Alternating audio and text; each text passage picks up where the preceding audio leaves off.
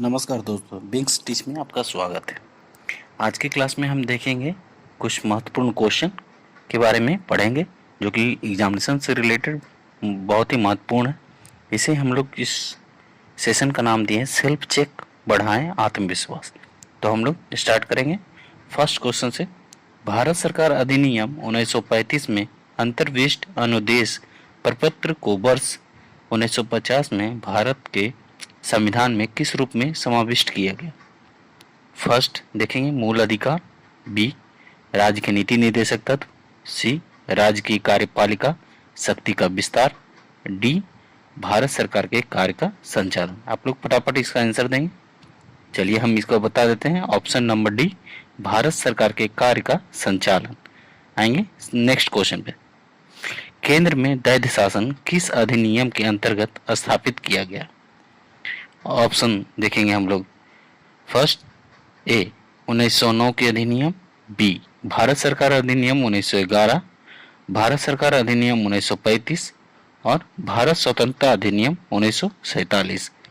तो इसका आंसर देंगे। चलिए इसका आंसर हम बता देते हैं। ऑप्शन सी भारत सरकार अधिनियम 1935। नेक्स्ट क्वेश्चन की तरफ बढ़ेंगे। निम्नलिखित में से कौन अगस्त 1946 में गठित प्रथम अंतरिम राष्ट्रीय सरकार का सदस्य नहीं था? फर्स्ट ऑप्शन आएंगे doctor S Radhakrishnan, second option आएंगे सी राजगोपालाचारी, सी ऑप्शन आएंगे डॉक्टर राजेंद्र प्रसाद और डी आएंगे जगजीवन राम। तो हमारा इसका उत्तर हो जाएगा option number A doctor S Radhakrishnan. अब आएंगे नेक्स्ट क्वेश्चन पे। निम्नलिखित में से किस अधिनियम के अंतर्गत भारतीय विधान परिषद को बजट पर बहस करने की शक्ति प्राप्त हुई? ऑप्शन देखेंगे। ए भारतीय परिषद अधिनियम 1861, भारतीय परिषद अधिनियम 1893, भारतीय परिषद अधिनियम 1909 और भारत शासन अधिनियम 1919।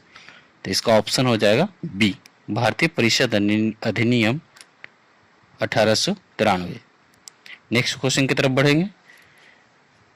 1935 के अधिनियम द्वारा स्थापित संघ में अवशेष शक्तियां किसको दी गई थी?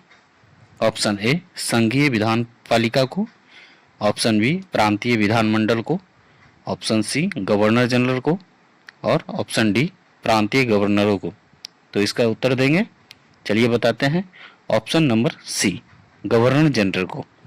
नेक्स्ट क्वेश्चन की तरफ बढ़ेंगे। भारतीय विधान पालिका प्रथम बार द्विसदनीय बनाई गई? ऑप्शन ए 1892 के काउंसिल एक्ट द्वारा, ऑप्शन बी 1909 के काउंसिल एक्ट द्वारा, ऑप्शन सी 1919 के भारत सरकार अधिनियम द्वारा, ऑप्शन डी 1935 के भारत सरकार अधिनियम द्वारा। तो इसका आंसर हो जाएगा ऑप्शन सी 1919 के भारत सरकार अधिनियम द्वारा। नेक्स्ट क्वेश्चन की तरफ बढ़ेंगे। राष्ट्रपति की अध्यादेश निर्गत करने की शक्ति प्रेरित है? ऑप्शन ए भारत सरकार अधिनियम 1935, ऑप्शन बी भारत सरकार अधिनियम 1919, ऑप्शन सी भारत सरकार अधिनियम 1909, ऑप्शन डी भारत सरकार अधिनियम 1947। चलिए इसका आंसर देते हैं।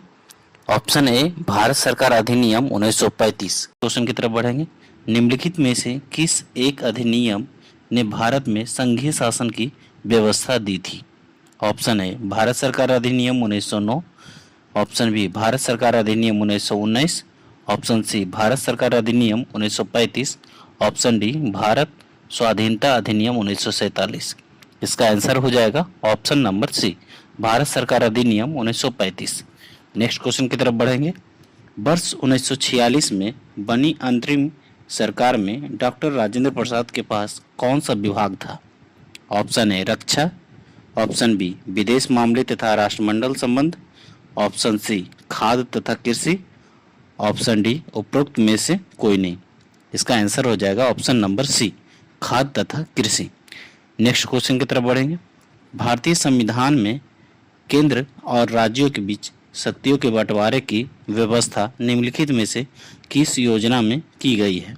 ऑप्शन ए मार्ले मिंटो सुधार 1909, ऑप्शन बी मॉन्टेग्यू चेम्सफोर्ड अधिनियम 1919, ऑप्शन सी भारत सरकार अधिनियम 1935, ऑप्शन डी भारतीय स्वतंत्रता अधिनियम 1947। इसका आंसर हो जाएगा ऑप्शन सी भारत सरकार अधिनियम 1935। Thank you. इस चैनल पर बने रहने के लिए लाइक करें, शेयर करें एंड सब्सक्राइब करें। धन्यवाद।